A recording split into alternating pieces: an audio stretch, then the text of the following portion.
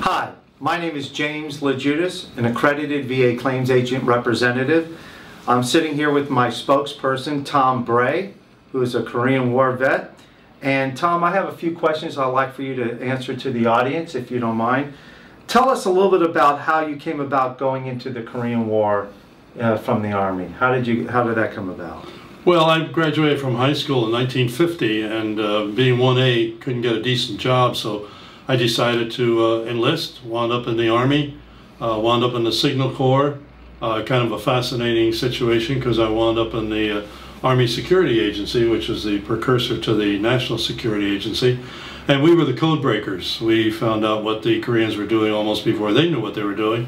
And spent time, went through basic training, went to signal school, and then in 1952 went to Korea and served in Korea for a little over a year. Fascinating duty, actually, because I was in Seoul for a little while. Fascinating situation. Seoul was flat as a pancake.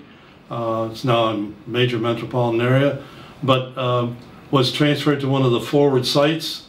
We actually lived in a rice paddy, small squad of people, and spent a couple of months there maintaining equipment. Went back to Seoul, transferred to another area, also fascinating, an island in North Korea, where we could see the Koreans walking along the shore across a body of maybe 300 yards of water, and did that for a while. Was attached to a commando group. The commando group would make raids every night and go in and do their thing, blowing up the ammunition dumps and what have you. And then came back to Korea, came back to Seoul, and spent some time there, and then eventually transferred myself back to Japan for a while.